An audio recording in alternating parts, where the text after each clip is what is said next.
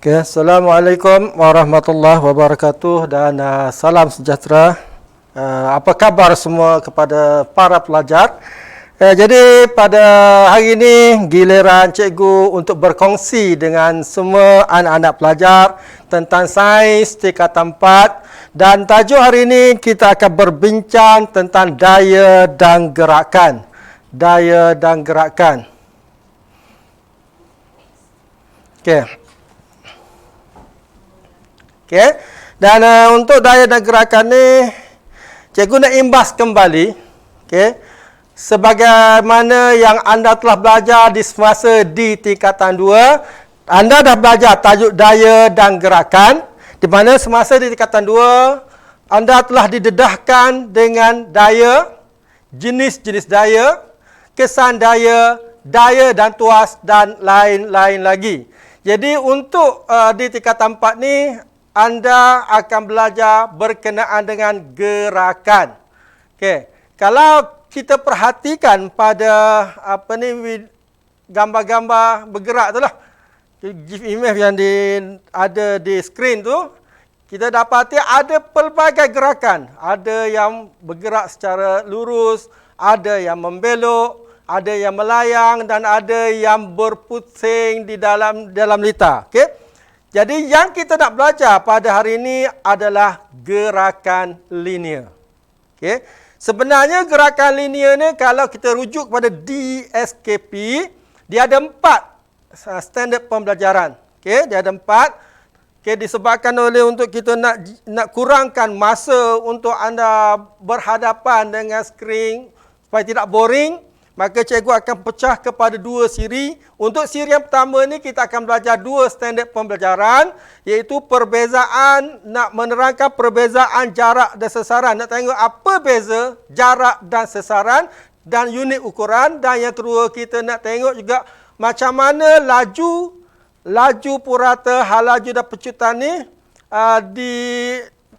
buat pengiraan sikit lah, pengiraan ringkas. Okay? Dan penyelesaian masalah nanti kita akan masuk pada siri yang kedua. Okey, yang pertama, apa dia gerakan linear? Okey. Untuk memahami gerakan linear, pelajar-pelajar semua sila lihat pada paparan berikut. Okey. Kalau kita perhatikan macam mana bola bowling bergolek, okey, macam mana kereta tu bergerak dan juga buah tu jatuh, semuanya bergerak dalam satu garisan lurus. Bola bowling bergerak satu garisan lurus menghentam headpin. Kemudian kereta bergerak dalam satu garisan lurus di jalan yang lurus. Dan juga buah tu, okay, gugur straight masuk ke dalam bakul. Okay. Jadi di sini kita dapati bahawa gerakan linear ditakrifkan sebagai gerakan suatu objek dalam lintasan yang lurus. So, linear bermaksud lintasan yang lurus. Okey, linear. Okey, sebut je linear, ingat lurus. Okey, insya-Allah anda akan faham. Okey. So, itu secara intro begitu. Itu intro kita gini. Okey, standard pembelajaran yang pertama, kita baru masuk kepada apa yang kita nak belajar, iaitu apa dia jarak, apa dia sasaran. Okey. Jadi, contoh. Ini adalah plan rumah cikgu sebenarnya ni. Okey, ni rumah cikgu. Okey, ni rumah cikgu dan ini masjid. Okey. Kalau orang tanya, berapakah jarak rumah cikgu ke masjid? Okey, berapakah jarak dari rumah cikgu ke masjid? Maka untuk cikgu nak bergerak ke masjid, cikgu akan melalui jalan ni, okey, ke simpang 3. Okey, ke simpang 3. Kemudian daripada simpang 3 ke masjid. Jadi berapa jarak rumah cikgu ke masjid? Maka jarak ditakrifkan sebagai jumlah panjang lintasan gerakan suatu objek.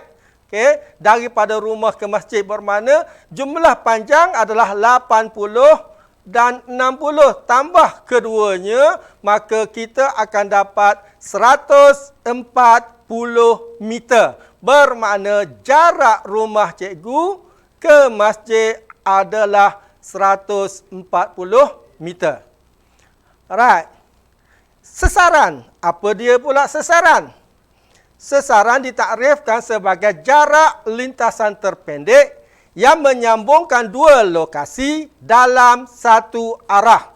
Bermakna bermula daripada rumah, berakhir di masjid. Mana dia lintasan terpendek?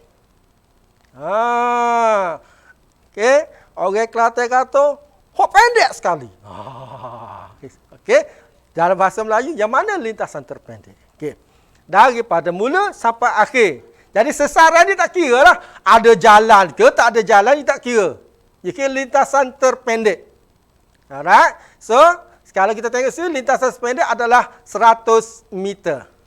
Okey, jadi itulah jawapannya. Okey, dan cikgu nak tarik perhatian kepada anak-anak pelajar. Okey, sesaran dia mesti ada arah. Okey, dan berdasar kepada sesaran pada contoh cikgu ni, okey, arah tenggara sebab dia mengikut arah mata angin. So, masjid tu berada tenggara daripada rumah. Okey, boleh faham setakat ni? Simple kan? So, cikgu rasa ini bukan menjadi cabaran lah kepada anda. Simple je. Okey, kita masuk, kita tengok yang seterusnya. Okey, unit SI, Standard International Unit Piawaian Antarabangsa. Ni unit standard ni, unit piawaian dia adalah meter. Kedua-dua sama ada jarak ke, sasaran ke, unit dia adalah meter, simbol dia M. Nanti kalau tanya mana cikgu, meter tak ada pun meter. Ada M, M tu simbol untuk meter. Jangan terkeliru. Okey. Beres. Kemudian macam mana nak mengukur jarak dan sesaran?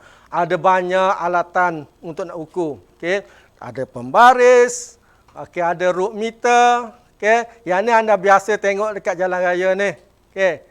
Biasa sangat ni, kadang-kadang kita tengok, ini apa ya pak cik ni buat dengan teropong dengan tiang ni. Itu adalah mengukur jarak. Okey. Now, dalam zaman mutakhir ini kita dah ada laser range meter. Mengukur jarak menggunakan meter. So, jangan terkejut nanti tengok dalam sukan Olimpik nanti, buat lontar peluru, mana orang ada orang mengukur. Tiba-tiba tu je result dia. Ada kaedah dia menggunakan laser range meter. Jangan terkejut. Okay. So, kalau sekiranya peta, macam mana nak mengukur? Ini cikgu rasa anda tak ada masalah. Sebab biasanya awak dah belajar geografi. Geografi dia dah belajar dah dengan tali, dengan benang, dengan pembaris, tak ada masalah. Tapi untuk sains ni, berdasarkan kepada standard pembelajaran kita, berdasarkan DSKP kita, paling-paling kurang untuk sains anda tahu mengukur jarak dan sesaran menggunakan pembaris. Let's say lah, berapakah jarak daripada Kampung Awah ke Kampung Neret? Jarak. So, jarak kena ikut laluan biasalah. Bermakna anda kena ukur jarak daripada Kampung Awah ke Simpang 3, anda dapat 3.1 km. Ukur lagi daripada Simpang 3 ke Kampung Neret, awak dapat 2.8 km. So, berapa jumlah dia? 5.9 km. Itu adalah jarak daripada Kampung Awah ke Kampung Neret. Kan simple. Letak pembaris, ukur je. Orang kadang kata ukok. Alright. Kita tengok pula berapakah sesaran daripada Kampung Awah ke Kampung Neret. Tadi kita dah sentuh, sesaran adalah lintasan terpendek. Mana lintasan terpendek? Daripada Kampung Awah ke Kampung Neret. Mana dia? Itulah. So, guna pembaris lagi sekali. Kita akan dapat 3.6 km. Kenapa arah timur laut? Itu ikut arah mata angin. So, bermakna Kampung Neret ni berada ke arah timur laut daripada Kampung Awah tadi. Alright? Ada masalah setakat ni anak-anak pelajar? Okey, saya rasa tak ada masalah. Simple sangat. Okey, kita pergi lagi. Bergerak ke setapak sekarang, kita masuk kepada SP yang kedua. Iaitu nak menjelaskan contoh bagi maksud laju, laju purata, hal laju dan pecutan. Yang ini lebih mencabar daripada tadi lagi lah. Okay. Tapi tak apa, kita permudahkan. Sebab dalam rakaman ini, anda boleh berulang-ulang kali kalau sekiranya tak faham. Tak ada masalah. Okey, ataupun kalau tak faham lagi banyak video-video daripada guru-guru yang lain. Okey, kita boleh berkongsi lain cikgu, lain cara, lain padang, lain belalang. Alright, kita tengok laju. Laju kadar perubahan jarak. Okey, pada takrifan laju kadar perubahan jarak tu ada perkataan kadar. Ada je perkataan kadar bermakna ada peranan masa di situ. Ada perkataan kadar, mesti ada peranan masa. Jadi, laju ni ditakrifkan sebagai kadar perubahan jarak ataupun jarak dibahagikan dengan masa. Okey, itu yang pertama. Yang kedua, kita ada juga laju purata.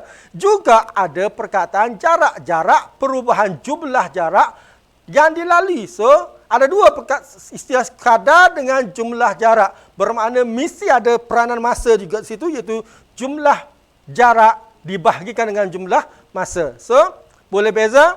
Rasanya tidak ada masalah sangat. Laju dengan laju purata ni dia tak jauh beza dia. Okey. Begitu juga unit. Unit pun sama je, iaitu meter per saat. Okey? Boleh ikut? InsyaAllah, alhamdulillah. Alright. Macam mana nak mengira laju dan purata? Okey? Laju sangat ke cikgu mengajar? Rasanya tak dah. Boleh ikut insyaAllah. Okey, sekarang seorang pelari memulakan larian daripada garisan permulaan 100 meter dan sampai kepada penamat 100 meter. Okey. Apabila dia memulakan larian 100 meter, bermakna dia akan membuat apabila bermula saja maka berlaku perubahan jarak dan akan berlaku perubahan masa. Berlaku perubahan jarak, berlaku perubahan masa. Apabila kita dah tentukan jarak dia, kita tentukan masa dia, bermakna kita boleh kira laju dan laju purata. Contoh, ini contohnya. Okey. Now, berapakah laju pelari ni berlari apabila dia sampai di A? A berada 10 meter daripada garisan permulaan. Berapa laju ketika berlari pada A? Maka kita tengok berapa jarak dia. Jarak dia adalah 10 meter. Masa adalah 2 saat. So, 10 meter dibahagi dengan 2 saat, kita akan dapat berapa? Bagus. 5 meter per saat. Okey. Jadi, kalau anda masih tak boleh guna kalkulator. Okay, sebab apa? Dalam peperiksaan SPM, kalkulator dibenarkan digunakan. Okay. Seterusnya, berapa pula laju pelari tersebut apabila sampai ke B? Sama, kena tengok jarak. Mana jarak? 50 meter. Mana masa? 6 saat. So, 50 bahagi dengan 6, kita akan dapat berapa? Ya. 8.33 meter per saat. Okey. Beres. Dan seterusnya, berapa pula laju purata? Laju purata ditakrifkan sebagai jumlah jarak dibahagikan dengan jumlah masa. Mana jumlah jarak? Daripada awal sampai ke akhir jumlah dia adalah 100 meter. Mana jumlah masa? So, pelari tersebut mengambil masa 9.58 saat untuk habiskan larian 100 meter. Maka jumlah jarak dia 100, jumlah masa dia 9.58, maka anda dapat 10.44 meter per saat. Apa maksud 10.44 ni? Makna dia daripada garisan permulaan sampailah ke garisan penamat. Okay, pelari tersebut membuat larian dengan laju purata 10.44 meter per saat. Okey, boleh ikut? Alhamdulillah. Okey, ternyata anda memang power. Okey. Hal laju. Okey, lagi sekali ada perkataan kadar. Okey, ada kadar, ada sesaran. Kadar, cikgu dah sebut tadi, mesti ada kaitan dengan masa. Sesaran, mesti ada kaitan dengan lintasan terpendek dan juga berkait dengan arah. Alright, so hal laju sama dengan sesaran bagi masa, tak ada masalah. Okey. unit meter per saat pun tak ada masalah untuk ini. Ini simple sangat. Okey. Macam mana nak mengira hal laju? Okey, contoh, sebuah motosikal bergerak daripada asrama DOM, okey, sehinggalah ke perpustakaan. Ini kenangan masa duduk kat kampus lah ni. Naik motosikal, okey, lalu cafeteria lah, makmal lah, sampailah pusat sumber nak study untuk final exam. Okey, so macam mana kira-kira nak mengira hal laju? Okey, apabila kita nak mengira hal laju, maka yang penting dia adalah sesaran dan masa. Okey. Jadi macam mana nak menentukan hal laju? Kena ada sesaran, kena ada masa. Maka ada je masa, ada sesaran, boleh kira hal laju. Okey. Ini contoh dia.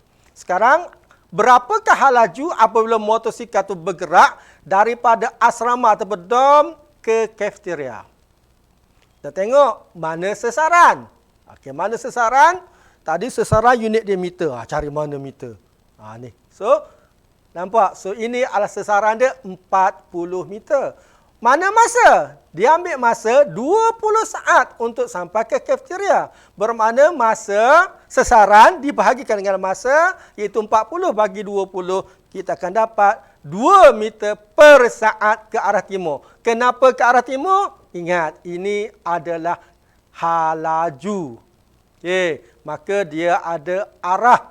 Okey, ke arah timur. Kenapa? Sebab mata angin tadilah. Okey. Macam mana pula dengan kelajuan hal laju motosikal daripada cafeteria ke makmal fizik? Okey, sama juga. So daripada cafeteria ke makmal fizik, berapa sesaran di sini? Okey, jangan ambil 80. Kalau ambil 80, anda kira sesaran bermula daripada DOM. Sedangkan soalan dia nak dari cafeteria ke labs, ke makmal. Bermakna anda kena tolaklah 80, tolakkan dengan 40. Masa 20 saat. So samalah anda akan dapat juga 2 meter per saat ke arah timur. Okey. Macam mana? Laju ke? Ataukah anda dah boleh ikut? InsyaAllah. Okey, benda ni taklah sesukar mana. Okey, insyaAllah. Okey. Berapakah hal laju keseluruhan? Okey, daripada asrama ke perpustakaan. So, samalah. Kena tengok sesaran, kena tengok masa. Berapa sesaran? Okey, kita mula daripada DOM kepada library. Seberapa sesaran? Ya, bagus. 120. Anda memang power. Okey, 120 dibahagi dengan jumlah masa. Mana masa? Ambil 20 saat saja ke? Tak boleh. Sebab kita mulakan daripada asrama. So, tambahlah 20, tambah 20, tambah 20. Awak dapat 60 masa dia. So, 120 bahagi dengan 60. Anda dapat 2 meter per saat ke arah timur. Okey. Dan cikgu nak highlight juga di sini bahawa laju ni dia ada nilai dia. Positif ataupun negatif. Kalau anda tengok di sini, hal laju dia, 2 ni negatif ke positif? Betul. Positif 2. Okay. Kalau negatif, mesti ada tanda negatif kat sini. Tak ada pun. So, ini adalah positif 2. Bermakna dia bergerak ke arah timur dengan nilai yang positif. Bagaimana kalau motosikal bergerak daripada library ke makmal fizik? Positif ke negatif? Arah yang berlawanan kan? Kalau tadi bertimur, sekarang ke barat. Mesti nilai itu menjadi negatif. Okey. Boleh faham? Bagus. Alhamdulillah. Okey, sekarang kita tengok pula macam mana nak mengira pecutan. Okey. Biasanya apabila sesuatu objek bergerak, macam kita naik basikal lah. Okey, kadang-kadang laju, kadang-kadang perlahan, kadang-kadang laju, kadang-kadang perlahan, bermakna ada perubahan hal laju. Kalau ada perubahan hal laju, bermakna kita mengalami pecutan atau kita mempunyai pecutan. Jadi pecutan ditakrifkan sebagai kadar perubahan hal laju. Lagi sekali ada perkataan kadar. bermakna ada peranan masa di situ.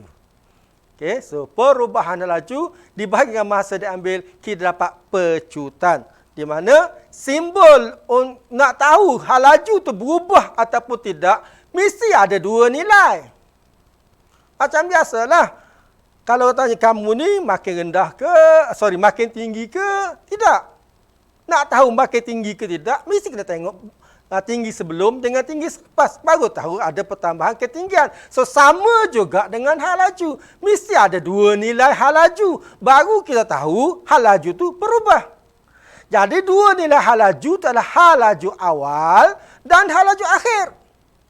Hal laju awal, simbol dia U. Hal laju akhir, simbol dia V, masa simbol dia T. So, kalau cikgu sebut nanti ataupun ada cikgu-cikgu awak sebut ataupun member sebut, dia kata A sama dengan V tolak U bagi T, itu ada formula untuk pecutan. Alright? Okey, cantik. Alright, kita tengok apa unit dia. Unit dia meter per saat. Per saat. Okay? Apabila dia kuasa negatif 2 ni, kena sebut 2 kali. Per saat, per saat. Okay. Sekarang kita tengok berapa. Okay? Macam mana cara nak mengira pecutan. Okay. Sekarang penunggang basikal memulakan ini, kalau kita tengok, dia bermula daripada keadaan pegun. Tak bergerak lagi. Baru nak bergerak. Baru nak start tu. Apabila dah dia mula mengayuh basikal, maka hal laju dia bertambah daripada 2 kepada 4 dan seterusnya. Okay? So, semakin dia mengayuh, dia semakin laju. Apabila semakin laju, bermakna hal laju dia bertambah.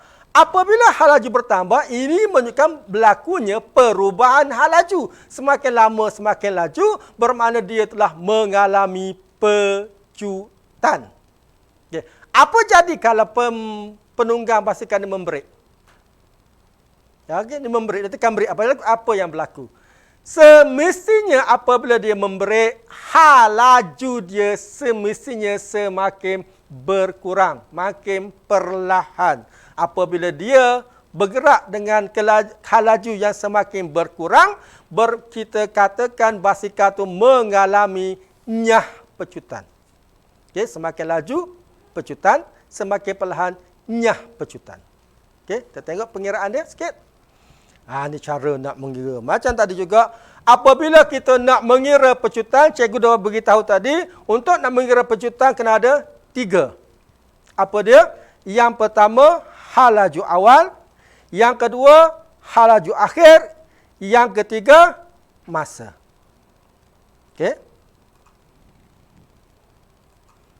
Okey, hal laju awal, hal laju akhir, masa.